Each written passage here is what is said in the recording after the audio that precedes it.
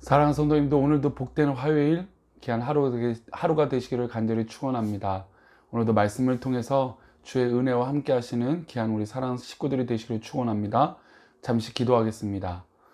하나님 아버지 감사합니다. 오늘도 귀한 하루, 또 특별히 화요일 하루를 건강하고 복되게 보내게 해주시고 주의 은혜가 넘치는 우리 사랑하는 성도들에게 도와주옵소서. 이 시간 잠시 말씀을 나눌 때에 우리 성도들 붙들어 주시기를 소망하옵고 거룩하신 예수 그리스도 이름으로 기도하옵나이다.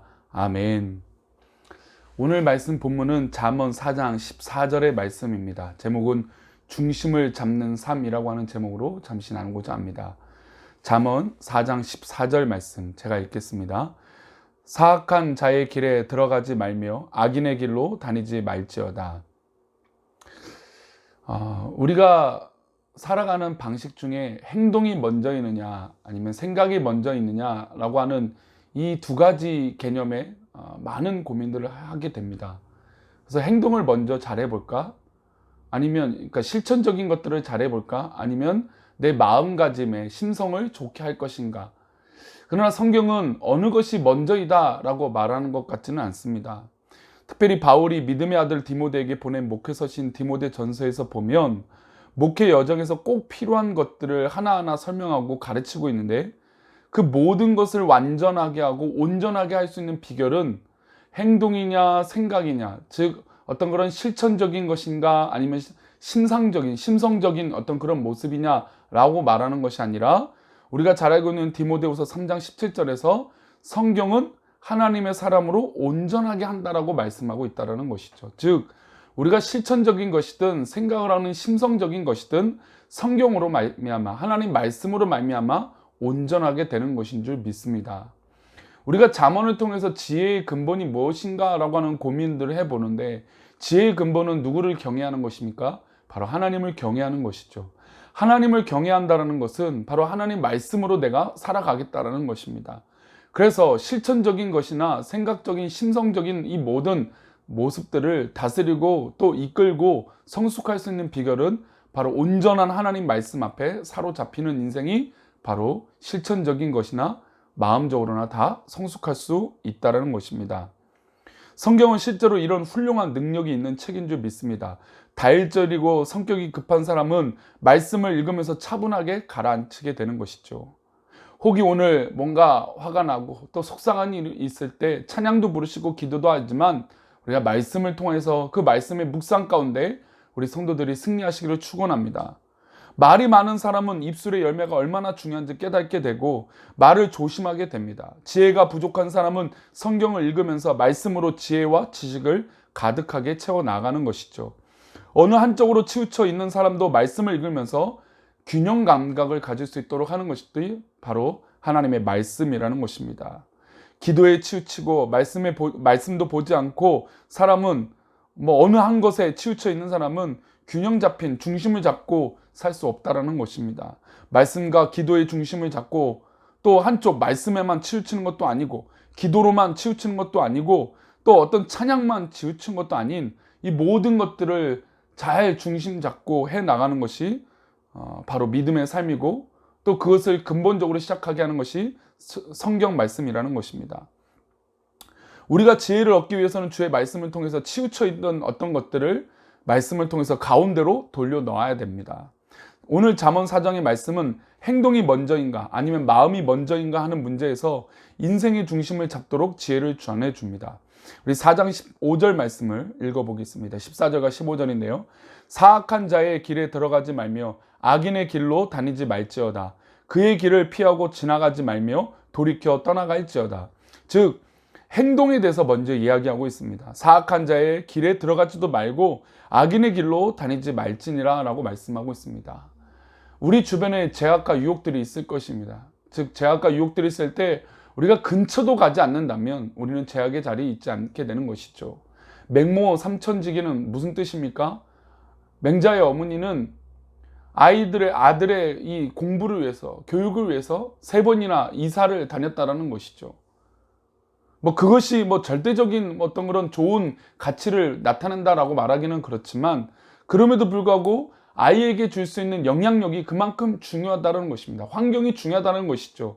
내가 걷는 걸음, 그 걸음에 방향이 있을 텐데 그 방향이 좋지 못하고 안 좋은 곳에, 유혹받을 곳에 있다면 죄를 안 지을 수 없다라는 것입니다. 그래서 먼저 잠언은 사악한 자의 길에 가지 말라고 말씀하고 있습니다. 그리고 15절에 그의 길을 피하고 지나가지 말며 돌이켜 떠나갈지어다라고 말씀하고 있습니다. 할 수만 있다면 피하라고 말씀하고 있는 것이죠. 또 지나갔다면 빨리 돌이키라고 말씀하고 있습니다. 어떤 사람이 지혜로운 사람입니까? 바로 이런 사람이 지혜로운 사람이죠. 피할 수 있다면 빨리 피해야 됩니다. 그리고 돌이킬 수만 있다면 빨리 돌이키는 사람이 지혜로운 사람이에요. 그러나 고집 피우고 땡깡을 부리는 아이들을 한번 보십시오. 빨리 시인하고 빨리 잘못했어요 라고 하면 그 길은 금방 끝날 수도 있는 길입니다. 그런데 그 길을 돌이키지 않고 고집 피우고 땡깡 피우면 이것은 그 일로 쉽게 끝나지 않는 것을 우리가 잘 알고 있는 것이죠. 그래서 하나님 앞에 악의 자리나 또 죄악의 자리나 하나님께서 기뻐하시지 않는 길이 있다면 우리 사랑하는 성도들 속히 돌아서기를 축원합니다.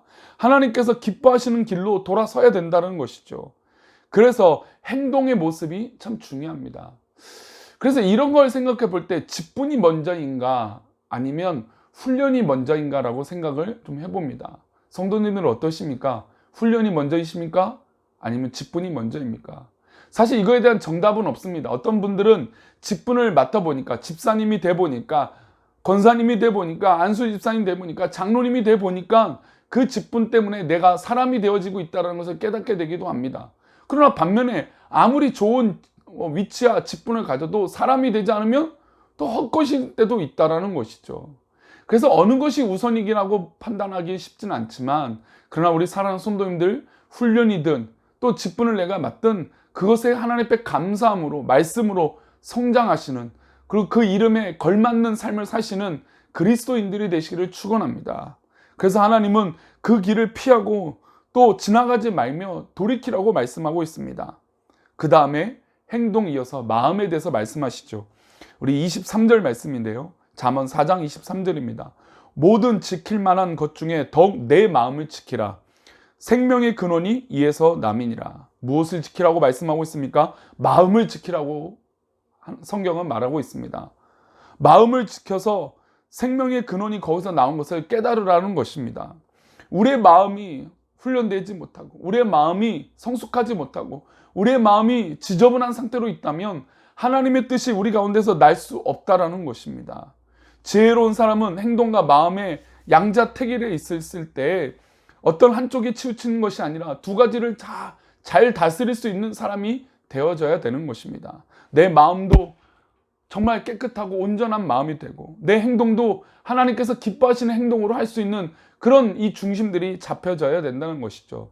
특별히 내 성품이 내 성격이 어떤 할지라도 내 마음을 잘 잡아서 하나님 기뻐하시는 자리로 늘 있어야 된다는 것입니다.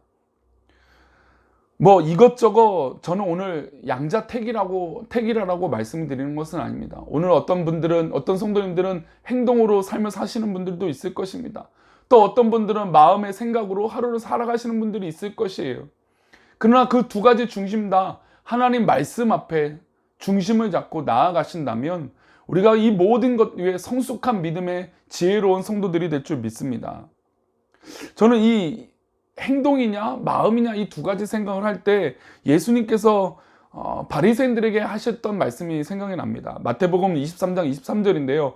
화 있을진저 외식하는 서기관들과 바리새인들이여 너희가 박하와 회향과 근처의 11조는 들이되 율법이 더 중한 바 정의와 긍휼과 믿음을 버렸도다. 그러나 이것도 행하고 저것도 버리지 말아야 할지니라. 바리새인들은 어떤 사람들이었습니까? 서기관들은 어떤 사람들이었습니까? 가식적인 행동을 했던 사람들이라는 것이죠. 행동은 참 멋지게 잘했습니다. 사람들 볼 때 인정받을 만한 행동을 했던 것이죠. 그런데 그 중심은 하나님께서 우리 주님께서 기뻐하시지 않았다는 것입니다. 물론 믿음의 사람들은 이걸 반대로도 생각해 볼 필요가 있어요.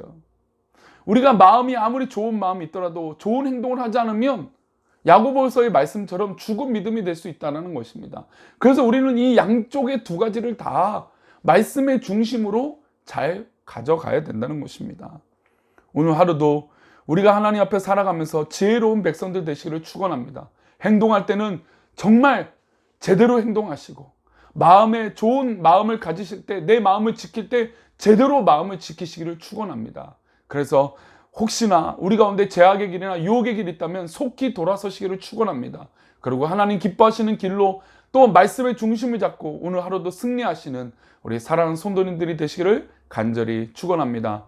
오늘도 승리하십시오. 기도하겠습니다.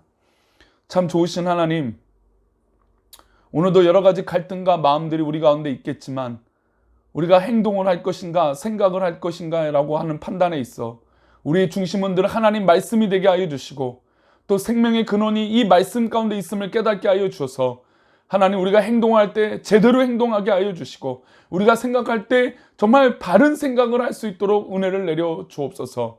하나님, 우리의 삶이 하나님 믿음의 삶으로서 하나님 가식적인 믿음의 행동들이 나타나는 것이 아니라 정직하고 진실한 삶이 우리 가운데 나타나게 하여 주시고, 하나님을 기쁘게 할 수 있는 그런 믿음의 결단과 모습들이 하나님 드러나게 인도하여 주시옵소서. 우리 사랑하는 성도들을 지켜주시옵소서. 우리 사랑하는 성도들을 오늘도 믿음으로 인도하여 주실 것을 믿사오며 거룩하신 예수 그리스도 이름으로 기도 올리옵나이다. 아멘.